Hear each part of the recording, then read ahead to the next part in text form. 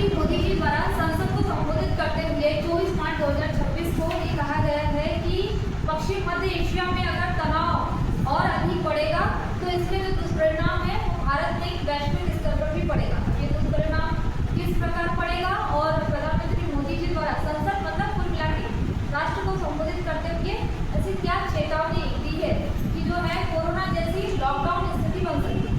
ठीक है, तो ये कोरोना जैसी लॉकडाउन स्थिति बनती है, इसके बारे में हम चर्चा करते हैं। हुआ ये कि प्रधानमंत्री मोदी जी द्वारा 24 मार्च 2026 को संसद मतलब लोकसभा और राज्यसभा इन दोनों में संबोधित करते हुए कहा गया है कि अगर इजराइल, ईरान और कहना चाहिए आपका यूएस युद्ध जारी रहता है, ये तीन कंट्री से जो लड़ रही है ना, तो अगर ये युद्ध जारी रहता है और होर्मुज जो स्ट्रेट है ना, होर्मुज जो जलसंधि है अगर वो पूर्ण रूप से बंद होती है ना, क्योंकि वर्तमान में तो नहीं, लेकिन इसका दीर्घकालिक जो असर है वो सबसे अधिक खतरनाक पड़ेगा, सबसे ज़्यादा तो पड़ेगा लेकिन मुख्य रूप से खतरनाक नहीं पड़ेगा। लेकिन खतरनाक कैसे पड़ेगा इसको देखते हैं। ठीक है, तो इन्होंने ये बोला है कि अगर होर्मुज स्ट्रेट बंद होता है, ये इसका रास्ता बंद होता है, तो न केवल ऑयल के क्षेत्र में बल्कि व्यापार के क्षेत्र में भी जो ये रास्ता है वो दीर्घकालिक रूप से वैश्विक और कहना चाहिए भारत को प्रभावित करेगा।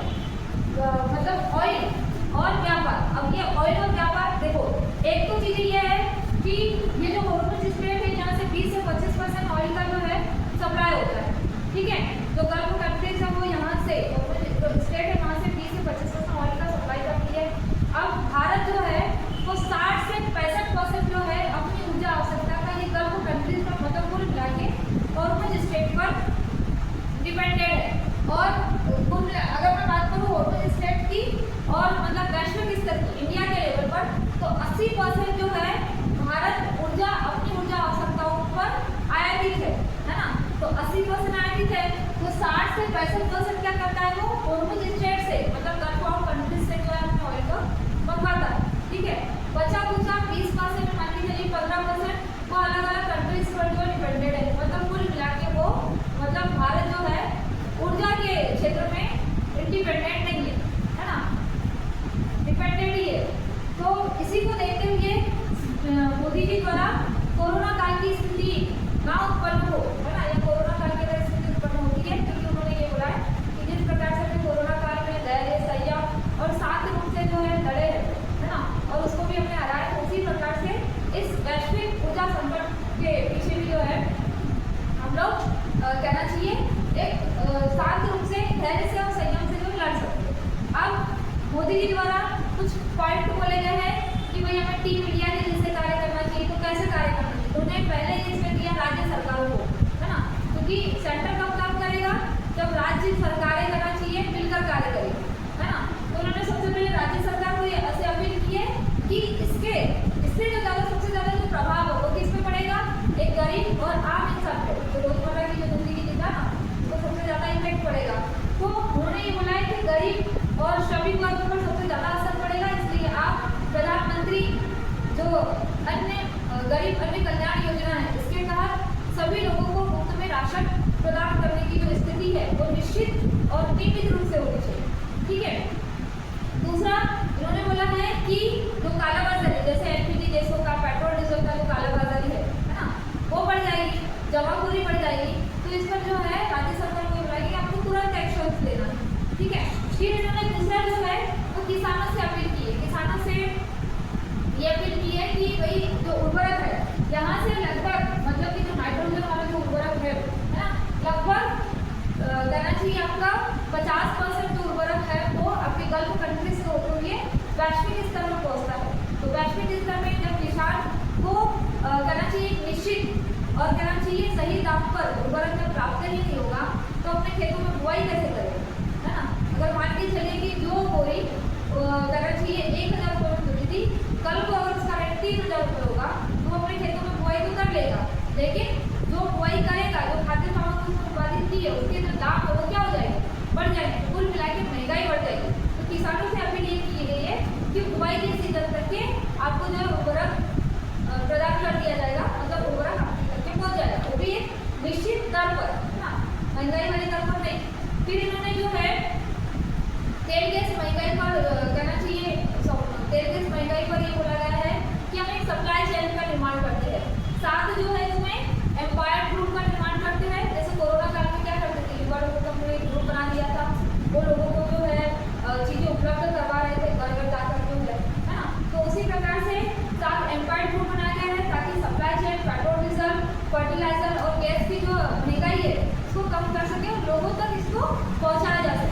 ठीक है। इसके अलावा जो हॉर्मोन संकट है, हॉर्मोन संकट का मतलब कि हमारे जो भारतीय है, हमारे यहाँ के जो भारतीय है वहाँ पे काम करते हैं, ऑब्वियसली जिसको काम नहीं मिलता गाँव में तो शहर की ओर पलायन करता है, शहर वाला विदेशों की ओर पलायन करता है, ठीक है। तो इसी को देखते हुए हॉर्मोन स्टेट मतलब हॉर्मोन संकट का मतलब ये है कि गल्फ कंट्रीज में लगभग 1 करोड़ भारतीय लोग काम करते हैं। उस 1 करोड़ भारतीय लोगों में जैसे ही युद्ध जब छिड़ा था तो 3.5 लाख लोगों को ला लिया गया। अब बचे कुछ लोग वहीं फंसे हुए हैं, तो उनको जो भारतीय दूतावास है उनके माध्यम से उनको सुरक्षा प्रदान की जाए, है ना। उनको चेतावनी ये दी गई है कि आप उसी क्षेत्र में रहिए और हम आपको जो है वहाँ पर सुरक्षा प्रोवाइड करते हैं, ठीक है। और वो संकट उत्पन्न होगा तो ऑब्वियसली वहाँ के लोग क्या करेंगे, काम करना बंद करेंगे, भारत की ओर आएंगे तो इतने सारे लोगों को जो है जॉब मिल जाएगी क्या, तो बेरोजगारी बढ़ जाएगी, ठीक है। तो सरकार के द्वारा मतलब मोदी जी के द्वारा जो है प्रधानमंत्री मोदी जी के द्वारा राज्य सरकारों से, किसानों से और तेल गैस की जो महंगाई बढ़ने वाली है इसके लिए 7 एक्सपर्ट ग्रुप बनाए गए सप्लाई चेन के लिए और हॉर्मोन संकट पर। तो कुछ जो है 5 कहना चाहिए उन्होंने, तो 5 क्षेत्र से अपील की है कि भाई आप कहना चाहिए धैर्य और संयम बना के रखें, ठीक है। अब इससे वैश्विक स्तर पर और इंडिया के लेवल पर क्या इफेक्ट पड़ेगा, है ना।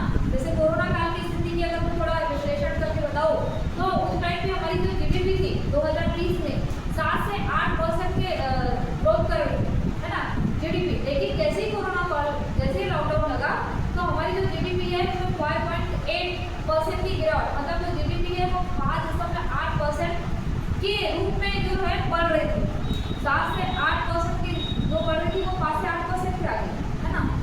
उसी मतलब कहना चाहिए जो औद्योगिक जो संरचना है, आधारभूत जो संरचना सबसे ज़्यादा प्रभावित हुई, तो सरकार द्वारा जो है 20 लाख करोड़ का पैकेज भी जारी किया गया, ऐसी स्थिति भी बन रही है। तो इससे क्या इफेक्ट पड़ेगा, पहली इफेक्ट ये पड़ेगा महंगाई बढ़ेगी, एलपीजी गैस की, तेल, पेट्रोल, डीजल इनके दाम बढ़ जाएंगे। जैसे ही महंगाई बढ़ेगी, अब इनके दाम बढ़ेंगे तो वही जो किसान है वो भी तो अपने दाम बढ़ा देगा ना, खाद्य सामग्री के दाम बढ़ेगी, तो महंगाई जो है चरम अवस्था में पहुंचेगी। जैसे ही चरम अवस्था में पहुंचेगी मंदी की स्थिति उत्पन्न हो जाएगी, ठीक है। तो बेरोजगार हो जाएंगे, रोजगार नहीं मिलेगा। दूसरा कि बेरोजगारी बढ़ेगी। हमारे यहाँ पे अगर आप देखोगे तो कोरोना काल में क्या हुआ था, लॉकडाउन लगा था। लॉकडाउन जैसे ही लगा लोग घर में पक के बैठे, पेट्रोल डीजल तो था ही, मतलब कहना चाहिए जो पेट्रोल वाले जो थे वो अपने यहाँ पर रखते थे और पेट्रोल घर के जो लोग थे घर में पक के बैठे थे।